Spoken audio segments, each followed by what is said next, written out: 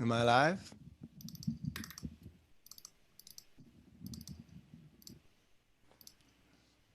Adam, am I live? Not quite.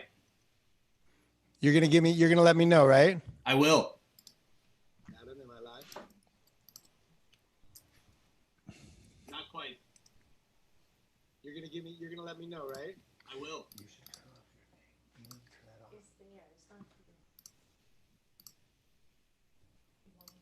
Good to see you, buddy. You too. This virtual world. Yeah.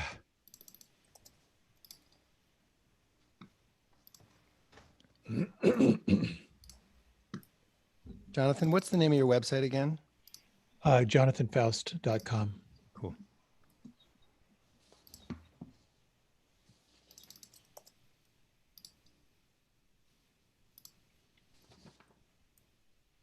And well endowed is spelled END.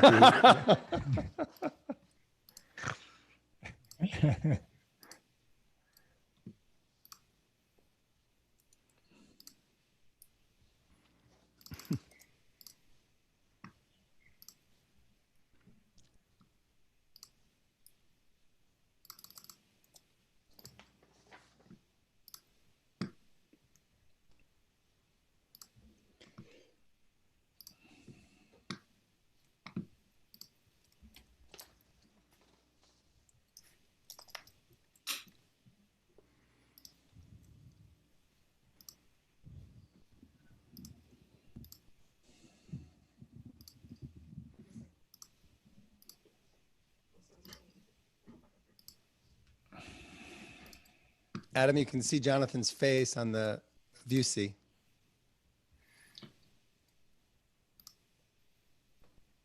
Okay, you are live, John. Thank you, Nina Rao, for that beautiful chant. It was soothing, super soothing. And want to thank Ajit Kaur for her beautiful offering as well. And moving right along, we next have a dear friend of mine who I've known for many, many years. Actually, we lived at an ashram together along with about 300 other people for 5 years. And he's an amazing being, one of the most remarkable beings I know, and fabulous meditation teacher, and super big hearted and brilliant and hilarious. And we're really blessed to have him here. I'll just read you a few things about Jonathan Foust as a guiding and senior teacher with the Insight Meditation community of Washington, D.C., and the founder of the of the Meditation Teacher Training Institute. He's a former Kripalu resident in the Yoga Center of Kripalu Yoga Center, and he leads retreats, trainings, and classes around the country on mindfulness and meditation. He used to be the president of Kripalu Yoga Center, and he works individually in groups with those who feel drawn to explore body-centered inquiry, healing, and awakening. In the Buddhist tradition, the teachings are considered priceless. So all his teachings that he does all over the world are free and donation-based. He lives outside of Washington, D.C. with his wife, Tara Brock, and their slightly demented dog. Jonathan is a total delight, and we're really blessed to have him here at this gathering, giving us a Dharma talk from his many, many years of meditation and mindfulness practice. Hopefully, he'll give us a little shakuhachi flute. He plays incredible Japanese flute, which looks easy, but it's a lifetime to learn. It's a remarkable flute. And just so you don't get too much of John Ducat, I'm also going to introduce the person who's performing after Jonathan, and then also the one who's speaking after that person. So we can kind of just go from experience to experience, and you don't have to deal with an obnoxious MC the whole time. But after Jonathan leads us in 40 to 50, 55 minutes of Dharma talks and experiences of meditation and mindfulness, we'll jump into Carrie Grossman, who's giving us a kirtan and probably sharing some of her beautiful heart as well. Carrie studied at Naropa Institute for years, and is a wonderful orator and speaker of many aspects of different mystical traditions. And she will be offering a kirtan from her home after Jonathan speaks. Carrie's become a dear friend. She lives here in the Berkshires with me in this neighborhood, and she's a really beautiful soul, and we're very grateful to have her wisdom and her beautiful voice singing with us on Blessfest. And I'll share, she has a whole course on Insight Timer that she does. I recommend checking it out. It's amazing. She has like a 10-day course. I think she's working on a 30-day course on mindfulness and how to heal our hearts. And I definitely recommend checking that out. And then Breacher Grogan will be speaking after that. And she is the founder of Lucy's Love Bus, which is the charity to which all the profits from our donations are going during this festival. And she will talk about, actually, her daughter was really the founder. Her daughter is the founder, and she is holding the torch forward for her daughter. And she'll share all about that process, how it was birthed by her daughter, and then the incredible work that she has done following that initial inspiration, and the amount of people that she's touched, and the people that she's working with, and the people that this charity will benefit. So I think that's it. And without any further ado, I'm so grateful to put you into the hands and heart of this heroic man, Jonathan Foust. And don't laugh too loud when you're working with him, because you might break a rib or something. That's all right. Lots of love. Good to see you, Jonathan. Have fun. Brother John, thank you so much. It's so good to, thank you for inviting me here. You know, I could say Jai Bhagwan, which was the language that we used. We've got Namaste, and I think handshakes may actually be coming to an end. So Yeah. we may be back to Nam, or not back to, but actually bringing Namaste into our culture, which is elbows. We're doing elbows now. It's all about the elbows. But you know, the Namaste is it's so much more elegant than, you know, how's it hanging, which is kind of the usual way we have of, at least some of us have, of greeting each other.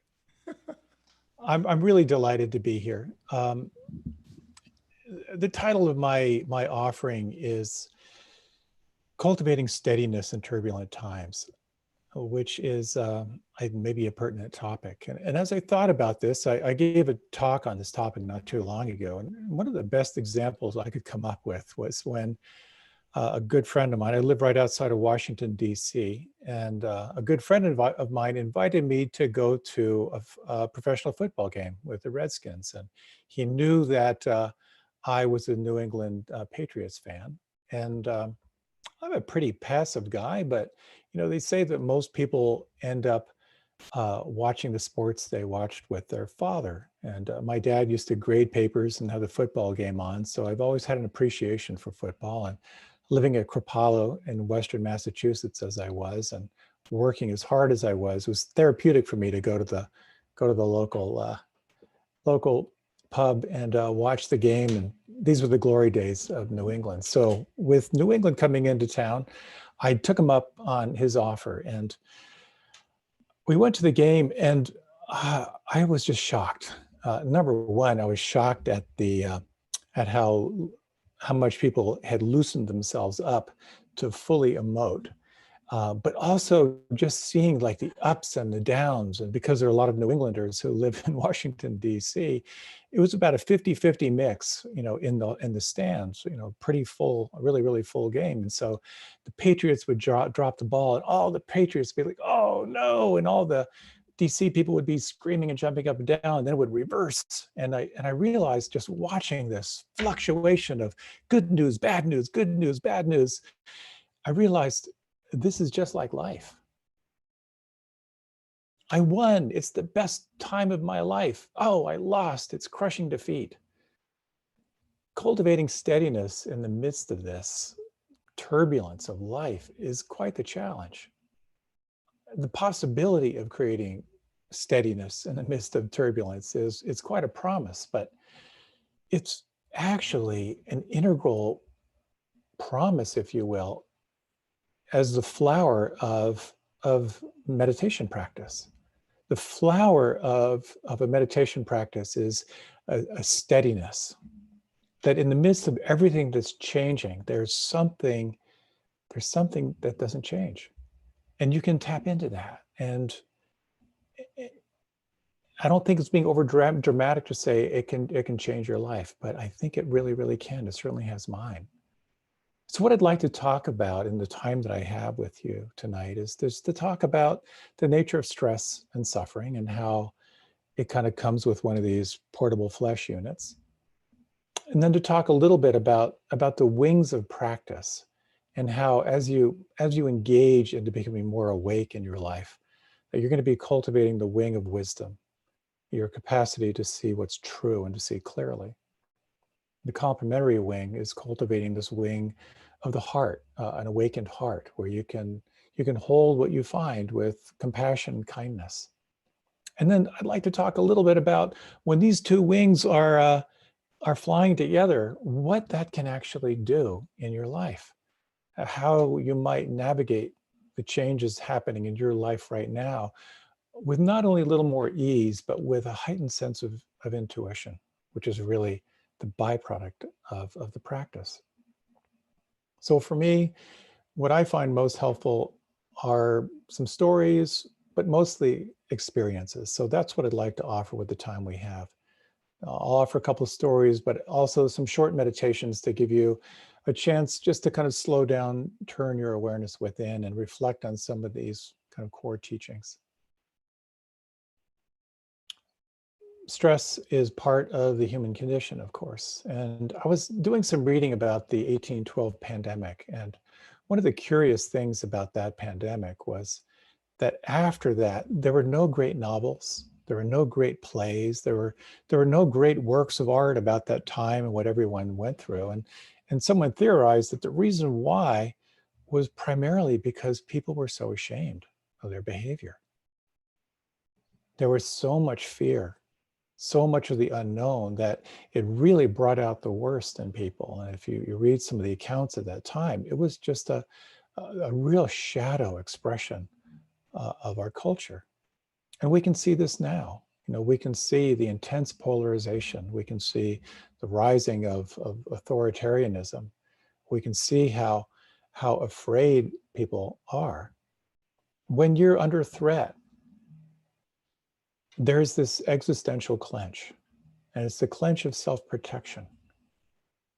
And it happens to each of us. And the question becomes, when you feel that clench, what's the antidote? There are a few antidotes, and I'll talk about them through the course of the time I have with you. But the first one I'd like to share with you is sort of the refuge of present moment awareness.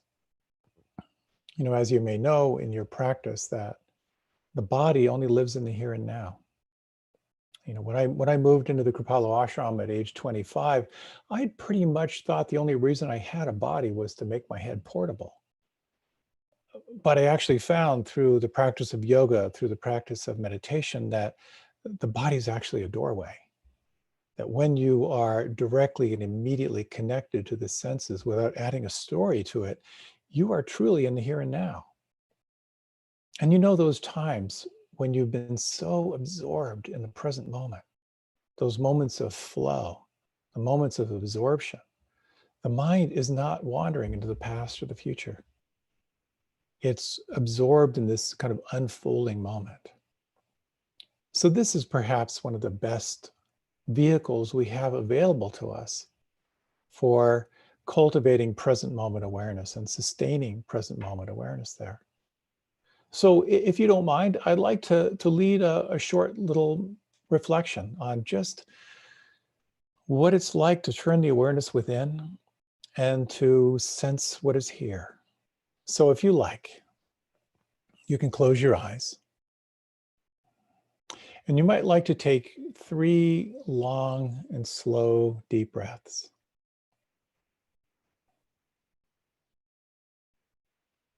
And over the course of these minutes of this inner reflection, I'd like to share with you an analogy of 3 aspects of meditation I find very helpful.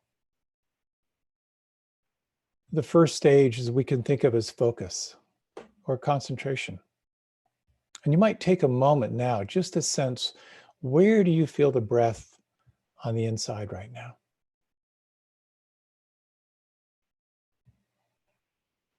And as I mentioned a body part, you might let your awareness just flow to that part of the body. Just sense what it feels like from the inside.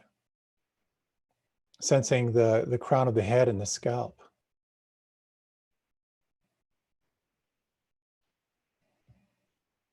And feel the forehead. You might feel the forehead smooth.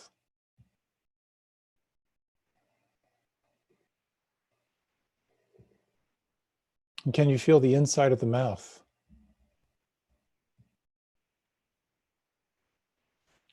Feel the volume of your lips.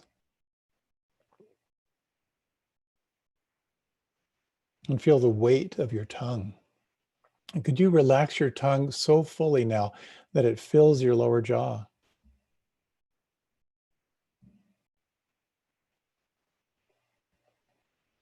And could you relax the root of your tongue down into your throat?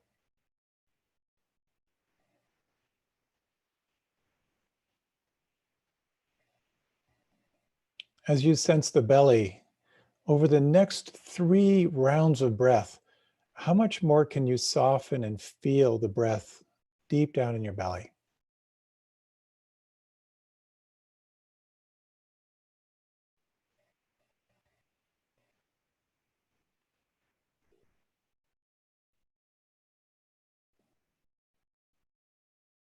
Can you feel the weight of your arms?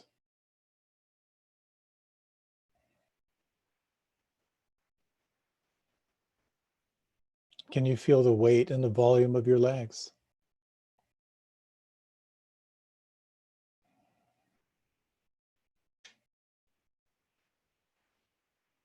And feel the soles of the feet and the heels.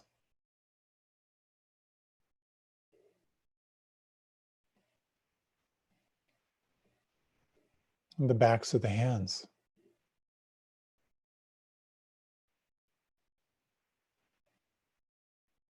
And the palms and thumbs and fingers.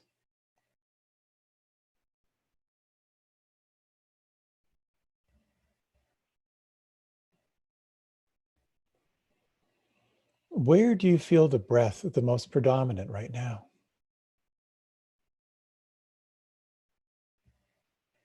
And for this next minute or so, you might sense, is it possible to sustain attention on this experience of the breath moving on the inside?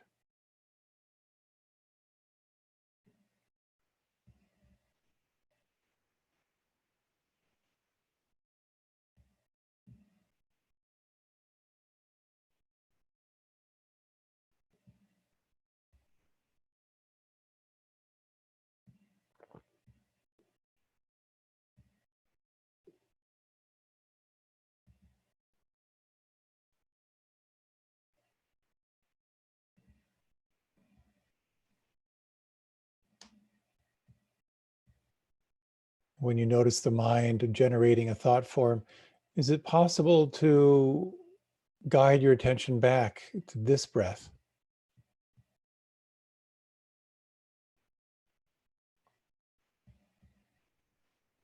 This is the practice of focus or concentration.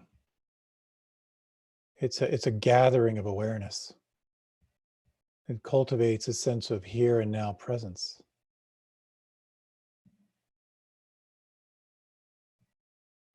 Relaxed and at the same time alert.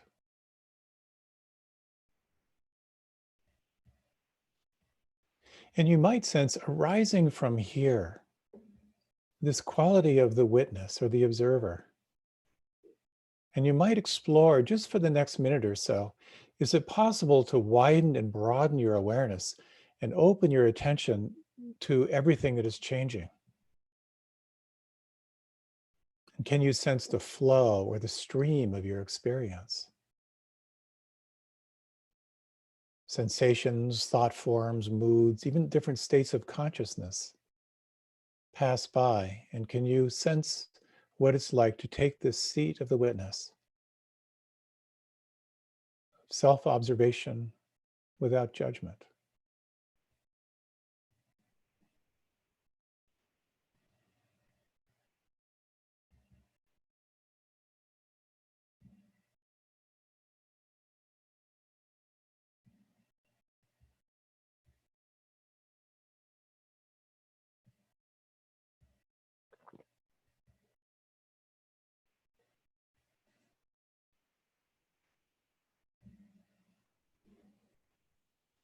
Focus is a gathering, opening to flow, establishes this sense of who you are as the witness, your capacity to observe without judgment. And you might explore, again, for the next few minutes, a third quality here, a quality of letting go. And you might, again, just sense what could soften, what could relax right now on the inside. Again, you might relax your tongue.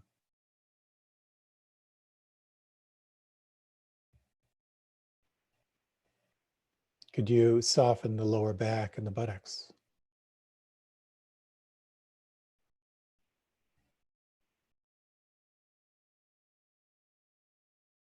The belly.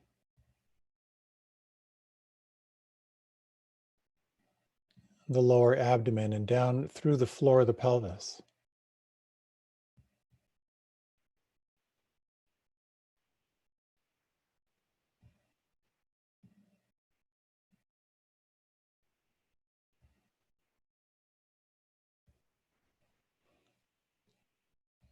The soles of the feet and the heels.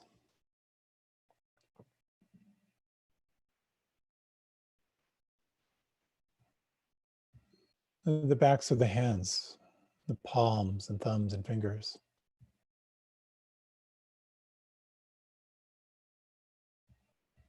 And deeply relaxed. At the same time, alert.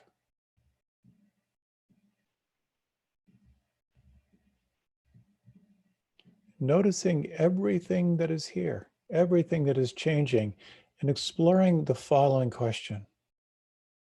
Is it possible to let it be?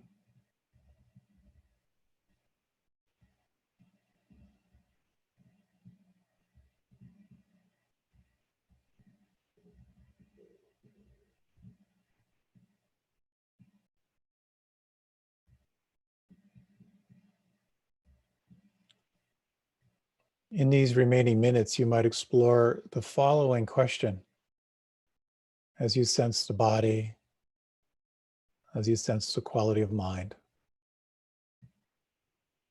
Is there anything right now that could relax or soften or let go?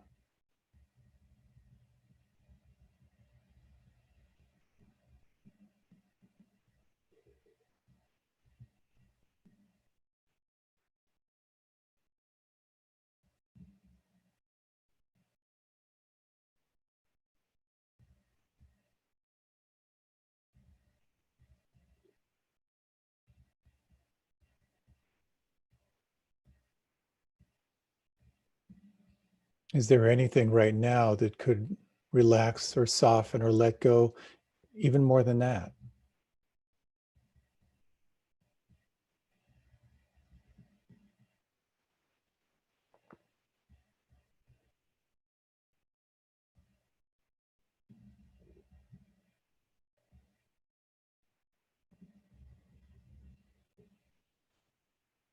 Take a moment now to let go of all technique. Just relax and feel.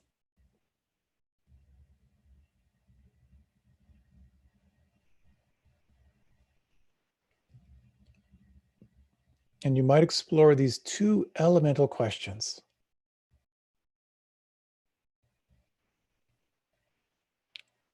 What is your experience right now?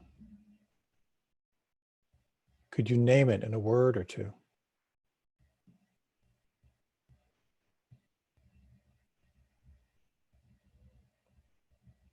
The second question is two variations.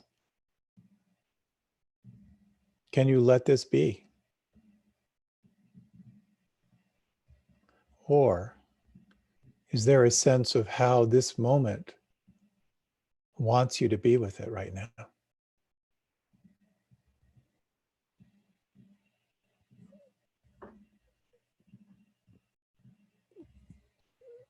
With your eyes closed, you might let your head drift a little bit to the left and the right.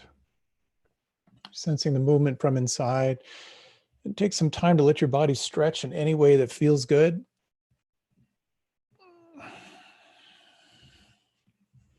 And if you like, reach your arms up overhead. Just reach up through the left side and the right side. No one's watching. Then you can do my favorite state-changing practice. This works every time. As you reach your arms up, just imagine that you're in a television commercial and you're waking up in the morning. And when you're ready, you can let your arms float down to your side.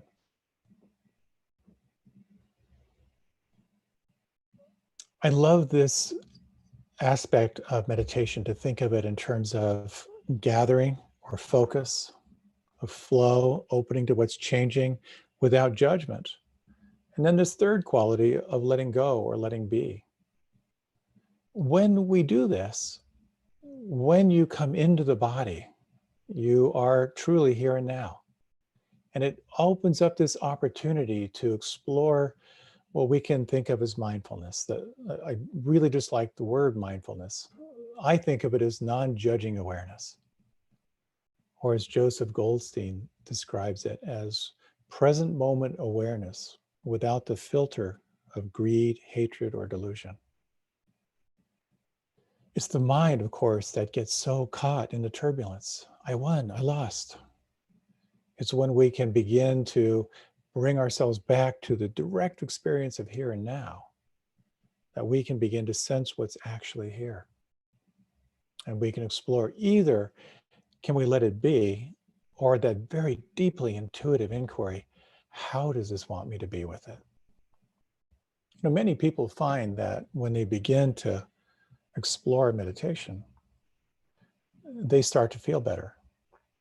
There's a sense of ease. There's more of a sense of that witness where you can observe without reacting, but simply responding to what's there. As the joke goes, as you deepen your practice, you definitely will feel better. You'll feel your depression better. You'll feel your anger better. You'll feel your resentment better. And you'll also feel your capacity for kindness and joy and compassion better. You'll feel your capacity for steadiness better. But what it does is it brings you into the here and now and into what is truly a reality-based practice. So this becomes a real refuge, coming into the present moment. When you're absorbed in the present moment, there's just a very, very deep sense of satisfaction.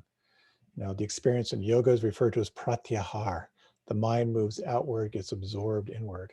But it's not really fair to say that you can maintain that, because the mind is just thinking away. The mind, it's been said, generates about 50,000 thoughts a day. I'm not sure who counted, and I'm not sure I would want to meet that person, but I think that's about right. I've noticed out of the 50,000 thoughts I have every day, most of them are not originals. They're just repeats. And one of the most powerful things about practice, when you really practice self-observation without judgment, is you realize, I don't have to believe every one of these thoughts. I can actually investigate these thoughts to see if they're really true or if they're just hallucinations. And this is where these two wings of practice come in. The two wings that will most support you in your life. What is true? What's actually happening? And how can I be with this? So this first one of your capacity to see clearly. You know, there's so many really kind of cool Dharma stories over the centuries of different traditions and how they clash. And there's one story of a Dharma debate. These two great teachers. One was from Korea with kind of that fierce sort of Kensho approach. The other was a Tibetan teacher. And so they're there in all their finery, and they're sitting kind of far apart from each other with their interpreters. And this is how the story goes, or how I remember it. I've probably completely warping the story, but this is how I remember it. To start off the debate, the Korean master picks up an orange, and fiercely he says, "What is this?" There's a long silence. The Tibetan teacher kind of confers with his translator. He looks back at him. And then the Korean teacher again, he says, picks up the orange and he goes, "What is this?" He's staring at the Tibetan teacher.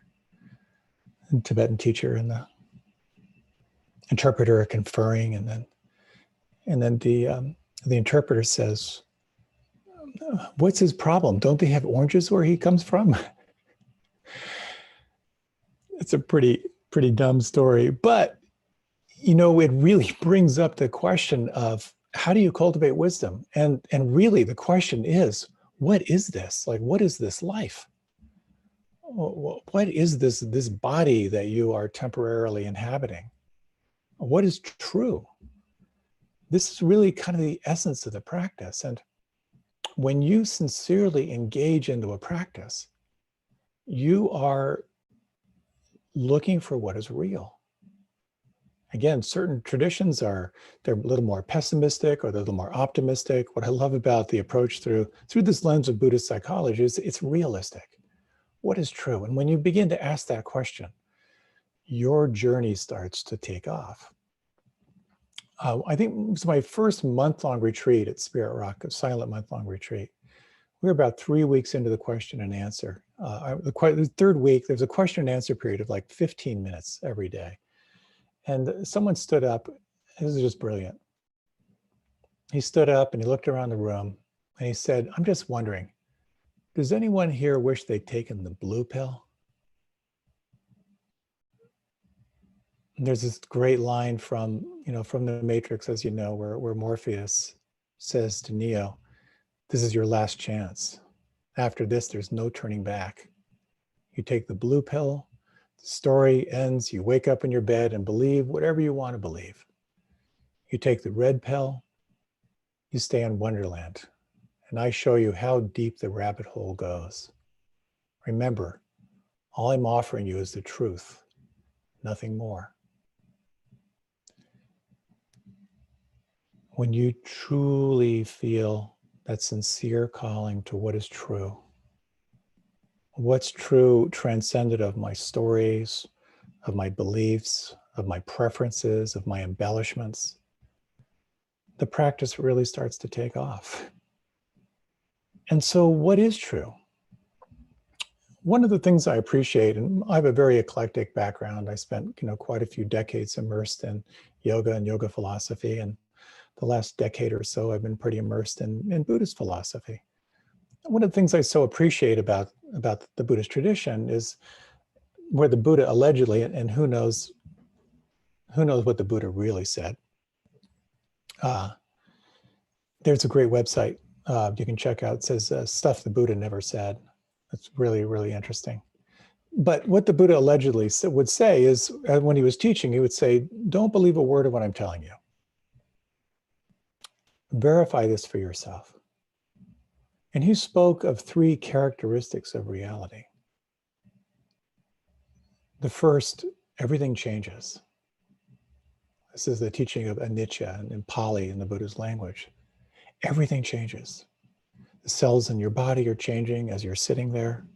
Your emotions are changing, those 50,000 thoughts a day. Your states of consciousness come and go. Everything is changing. Anicca. The second is referred to as dukkha. And dukkha is it's unsteadiness, it's unsatisfactoriness, it's stress, it's suffering. And this has to do in direct relationship to what's changing.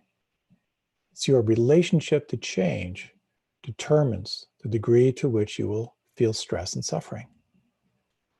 If something is changing and you don't want it to, stress. If something isn't changing and you do want it to, stress. If you hold on, you get rope burn. If you can let go, there's a sense of ease. The third characteristic of reality, it points toward who and what you truly are. And this is referred to as anatta, or not self. So what about you? Think of yourself as a 6-year-old looking at yourself in the mirror. Imagine you're brushing your teeth, you're 6 years old, and there you are in the mirror. Now imagine yourself now brushing your teeth, looking in the mirror. What's changed? First of all, you're a lot older. But what about you? Has awareness changed? And this begins to open up some very, very interesting aspects. that part of you is born of causes and conditions. Your body, your beliefs, your thoughts, all that stuff is changing. But is there something here that doesn't change? Is there something here that is beyond? And that becomes a very, very interesting aspect of reality, particularly when we are in turbulent times. So I'd like to offer a short inquiry, a short little meditation, just to kind of reflect on the quality of these three characteristics. Those will be just a few minutes. So if you like, once again, you can close your eyes. And lots of techniques use different anchors. You can use the anchor of breath or the anchor of sensation or the anchor of mantra. What I'd like to suggest for these next few minutes is that you explore the anchor of sound. So if you would, just take a few moments. You can close your eyes, take 3 slow, smooth breaths.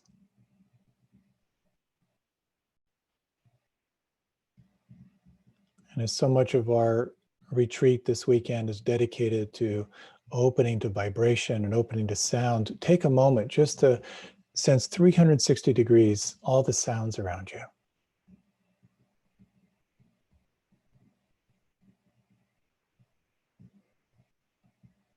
Can you sense the sounds that are the closest to you right now?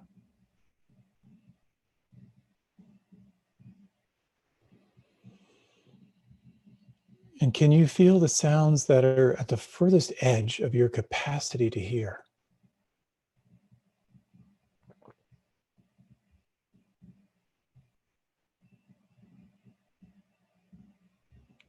And you may notice as you open to sound meditation that you cannot hear better by trying harder. Instead, there's a sense of softening and receiving the sound vibrations.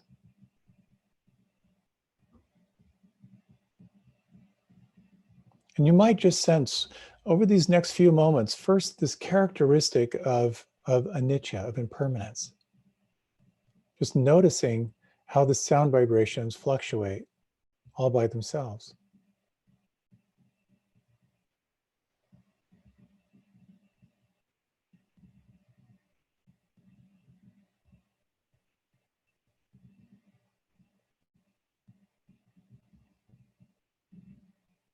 And now you might notice your relationship to the sounds.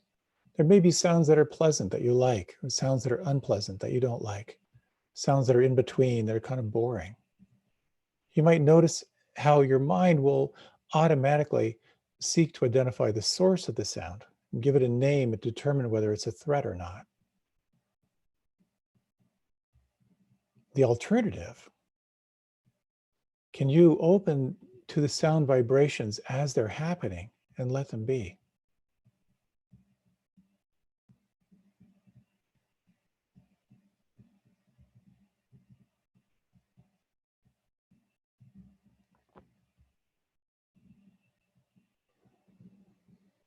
And a third inquiry now.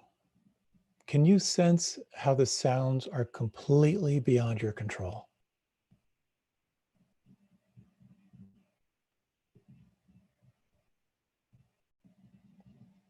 Noticing how the sounds change, noticing your relationship to the sounds, noticing that they're absolutely impersonal. And over this next minute or so, just sense who you are as the one who is aware.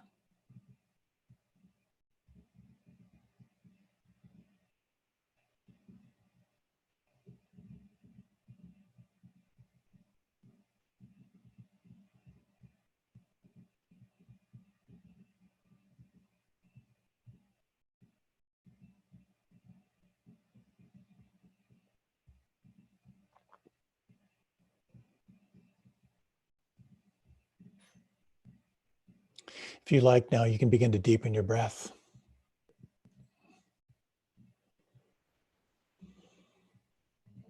And if you like, you can now open your eyes, or you can remain with them closed if you prefer.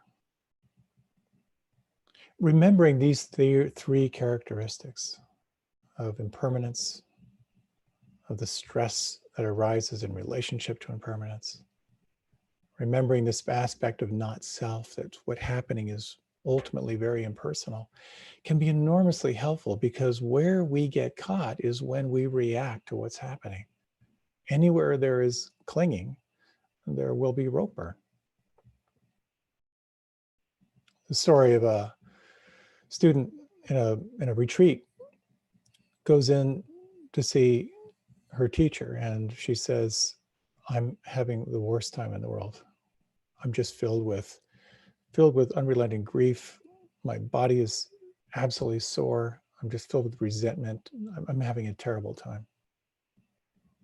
The teacher listens and nods and smiles and says, "Keep going. It's going to change." 3 days later, she was back for her next scheduled interview, and she says, "I am so happy. I feel so free. I feel really awake, really alive." And the teacher says, "Keep going. It's going to change." That's wisdom. And of course, we forget all the time. We just forget all the time. And that's what I love about this practice. It really is a practice of remembering. And through this lens of kind of the Buddhist practice, the breath-based meditation is called anapanasati. Anapana refers to the breath. The word sati means remembering.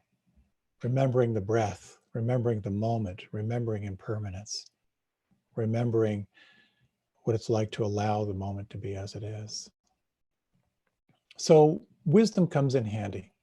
What is true? What is real? That's one aspect of letting go. Having a sense of intellectual understanding is really, really powerful. The second wing is exploring what it means to awaken the heart. We have a built-in negativity bias. That is to say, we are just scanning for what could go wrong. And it's not a bad function. It's kept our species on the planet for a long time. But that kind of inherent sort of suspicious self-preservational perspective, it only goes so far, because it kind of holds us sometimes from feeling really, really alive. I'd like to share a story of one of the most effective practices that I know of. And we'll have some time, I can guide you through this. It's so helpful. And this is from one of my teachers. You may be familiar with him. He's really got a lot of very cool technologies. His name is Sri Tony Robbins Das. Really, I just so appreciate what he brings out and his sincerity. And he talks a lot about gratitude and how gratitude can be such a state changer. So I used this when a good friend of mine called, and he was going through just a horrible, horrible divorce and very, very angry. And he was complaining about the kind of a recent event that happened and didn't know what to do with his anger and his frustration. So I asked him if he'd be willing to do a little experiment. And he was. And I said, well, if you would, kind of close your eyes and tell me about something that you're grateful for in your life. There's a long pause. It took him a little while to shift. And he said, I'm grateful for my kids. As hard as this has been, I feel like I got a pretty good relationship with my kids. We're able to talk things through. I'm able to be there for them with the stuff they're going on with, and we're kind of getting through it. I said, well, that's great. So if you would put your hand on your heart and just take 3 breaths and notice where you feel that, and if you can let that feeling get big.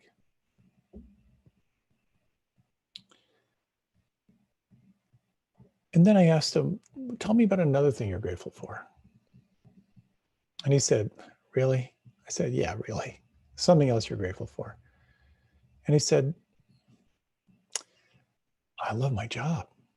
For the first time in my life, I'm doing a job that is a blast. I'm learning a lot. It's really creative. It's collaborative. And I'm really, really enjoying it. So I asked him to, again, put his hand to his heart and take 3 slow breaths. Let that feeling get big. Just to sense just how much he could really acknowledge that. Then I asked him a third question. What else are you grateful for? And he said, really? I said, yeah, really. He said, okay. He said, I've met someone who I really feel connected with. And it is I'm beside myself with just a sense of the mystery of how this has happened and how we came across with each other. And it just feels so right. It feels so good. So again, hand on the heart, 3 deep breaths.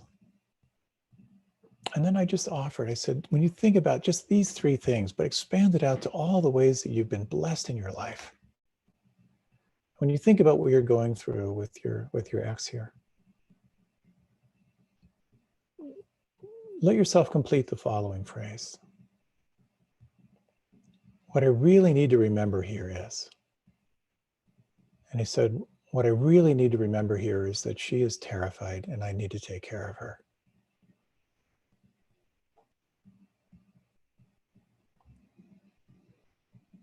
What I find so powerful about this is turning from that anger and that tightness and sustaining attention on gratitude and appreciation begins to cultivate a shift, an internal shift in consciousness, and opening up, getting access to a very, very deep sense of intuition. So if you would, I'd like to offer this. If you'd like to take a few, just again, a few minutes to reflect on this. So if you like, you can close your eyes and you might slow down the breath. Take 3 deep breaths.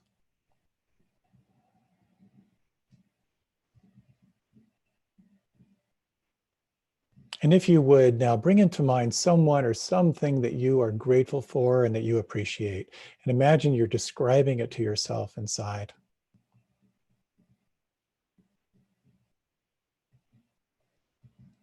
And if you're comfortable, you can bring your hand to your heart and take 3 slow, deep breaths. Notice where you feel this. Is it possible to let it expand? How big could this feeling get?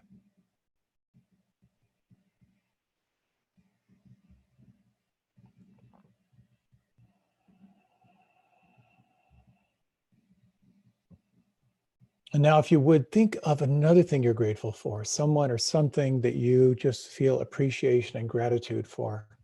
And take a moment just to describe that to yourself internally, just a headline.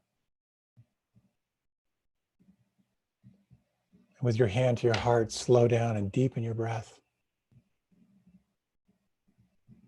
Let yourself feel it. If you can sense it inside, could you let it expand?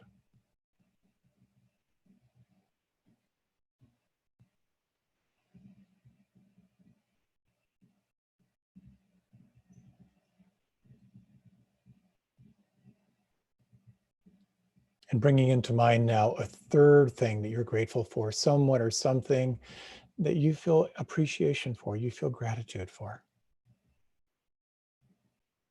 If you could name that internally, hand to your heart.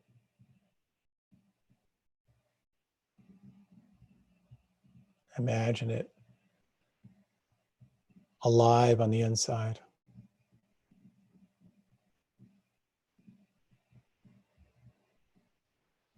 Sensing these 3 things in your life and letting this expand to all the ways that you have been blessed in your life, all that you are grateful for, all the ways that your life has been filled with a sense of blessings and unexpected grace. How big could that feeling get?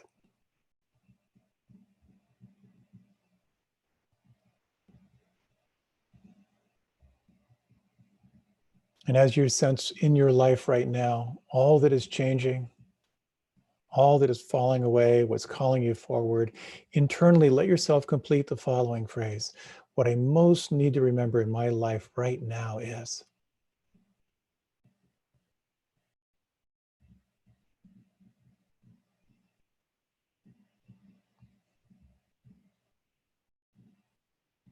If no words come to mind, make up some words that resonate for you.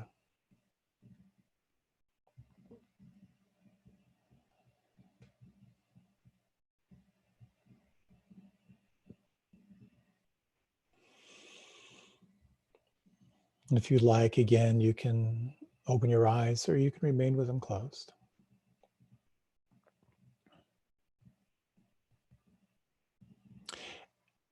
Accessing the awakened heart. It's kind of a science, but it's more of an art. Being able to tap into kindness, compassion, joy, equanimity can be very, very challenging. But at the same time, when we can, one of my favorite teachers, Sokni Rinpoche, said that compassion, that heart space, it's the lubrication that allows you to let go. So you're holding onto the rope and you know you need to let go of the rope. You know there's some clinging and some attachment. When you can call on loving presence, kindness, compassion, empathy, it's the lubrication that can help you begin to soften that grip and explore what it means to let go. There's someone who was just telling me recently how she was working with eating issues and kind of compulsive eating. And she was exploring this practice of these two wings of seeing it clearly and cultivating a heart that can hold it. She said that one evening she was just reaching for the freezer door. And then she realized what she really wanted was a hug. And quite often when we're caught, when we're suffering, what we're looking for is some expression of that hug. Kindness, empathy, compassion. There are a number of ways that we can do this. There's not enough time to really talk about it extensively, but one of the most powerful things is the gesture of bringing your hand to your heart. Just that gesture of kindness. Or as Thich Nhat Hanh says, just to pause and say, I care about this suffering. Sometimes I find just a few words help me, particularly when I'm caught in a migraine. I get chronic migraines, and when I'm in that grip and that absolute clench of shutting down and self-protection, self-preservation, when I can remember other people feel this too, something shifts. It moves me from that tight self-preservational knot to that recognition that other people right now are also feeling this. The pain doesn't necessarily go away, but the frame suddenly gets a lot bigger, especially when any given moment, I kind of looked it up, there are lots of people having migraine headaches all at the same time. Opening that space can be so, so powerful. And so when it comes to cultivating the heart, cultivating kindness and compassion for ourselves, because that negativity bias is so, so ingrained, part of our practice here is about starting where it's easy, which is why when it comes to the heart practices, I always recommend you start with a dog or a cat or someone you really, really know likes you, someone who laughs at your jokes. It's the training wheels. Just to sense what it's like to offer kindness, to get that in motion, to pause and offer it to yourself. It's enormously powerful. So these two wings, the first wing of seeing clearly, the second wing of cultivating a heart space that can hold it, they really point toward some possible ways of moving through life with a little more grace, which reminded me of a joke. There's a story of this older couple. They go into town and they're visiting a shop. And as they wrote, when we came out, a cop was writing out a parking ticket. And I said, come on, why? Why don't you just go get a donut? And the cop looked at me and he wrote out another ticket for worn tires. And my wife said, you're just a mindless pawn at the mercy of a totalitarian state. just making money off innocent people. He just stopped and he stared at her. He wrote out another ticket. And so I said, look, honey, he just learned how to read and write and he's showing off. Well, and the more abuse we heaped on him, the more he kept writing tickets. This went on for about 20 minutes. And he finally finished without a word, but with a sneer. He walked away. Just then our bus arrived and we got on it and went back to our retirement community. Now that we're retired, our doctors say we should get out and have a little fun each day. That's not what I'm talking about in terms of generating kindness and compassion, but it's a great joke and I'll do anything to tell a joke. What this really is about learning how to incline your mind toward kindness. There's something, you may be familiar with the practice of metta, M-E-T-T-A. It's kind of the root word is metta, which means friend. So it's about cultivating friendliness. One of the most powerful stories, as we come to the end here, is the story of a woman sitting in the back of a bus, and this very disturbed homeless man gets on the bus, and he doesn't have the right change. The bus driver gets impatient, and this man gets very, very agitated and looks like he's going to get really violent. And it was so scary that people on the bus were all clenched and they were looking for an exit, but this bus didn't have a rear door. So it just was kind of frozen terror. And in the midst of this, she thought, she was terrified too, but she thought, no one's praying for this guy. So she just closed her eyes and she just, may you feel happy. May you feel safe from inner and outer harm. May you feel free from stress. He calmed down. And as he was making his way toward the back of the bus with his bags, as he went by her, he paused and he said, thank you. I feel much better now. I get goosebumps every time. The impact that our thoughts of kindness and compassion can have is truly, truly extraordinary. It's immeasurable. And so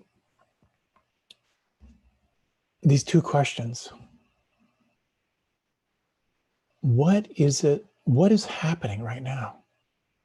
Can you name your experience? And of course, this is a challenging practice. Can you name it? And can you ask internally, how does this moment want me to be with it right now? And then deeply, deeply listen.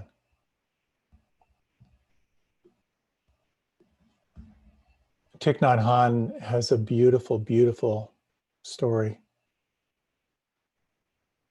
where he talks about the example of the boat people in the Gulf of Siam. As you may recall, people just had to leave the country. It was so horrific, and people just got in boats and they left, and the boats were overfilled, and the boats were subject to piracy, horrible abuse.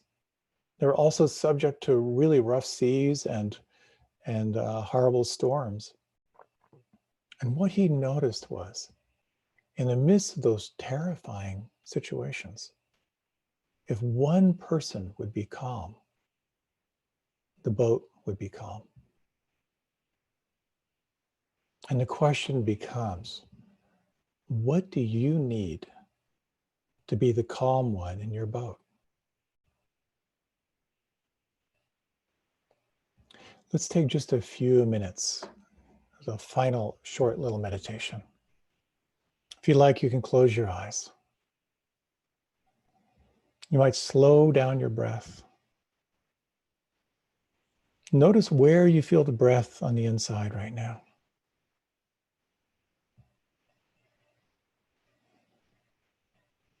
And sense this wing of wisdom, your capacity to see clearly, to see what is true.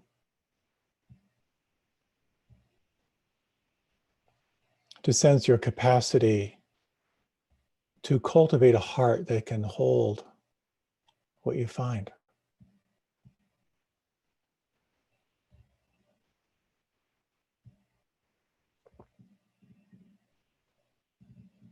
To be able to pause and to really deeply ask, what exactly is happening right now? And then to ask, how does this want me to be with it? And to listen deeply to that inner voice that may arise, this light of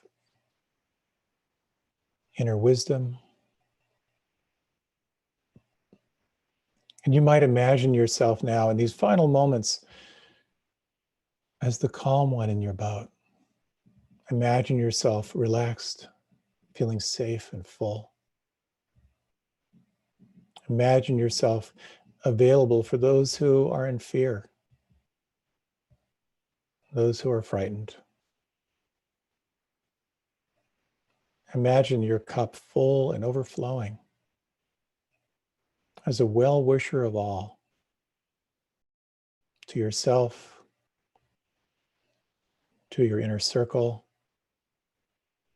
and radiating out in all directions beyond the furthest stars.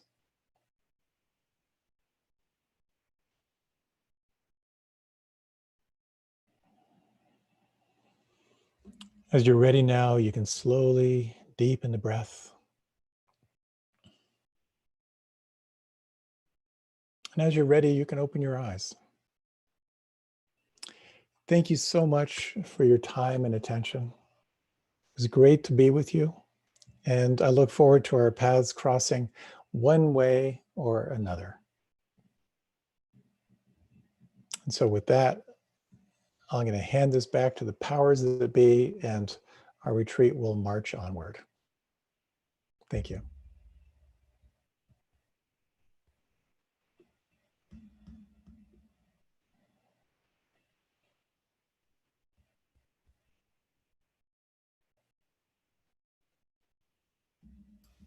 Thank you, Jonathan. Cool. So, You're off air now. okay, and we're on to the next thing. Yes. Awesome. Well, I'm glad this chunk went well. No problem on your end. There was a system error using the program that we're using for this for our festival. Wow. Yeah. So, but yeah, we're sorting it out. We're sorting out the whole process. Good, good. Well, blessings. May you keep breathing, and may all be well. Have a good night. Okay. Thank you so much, Adam. Take care. Okay. Bye-bye. Ciao.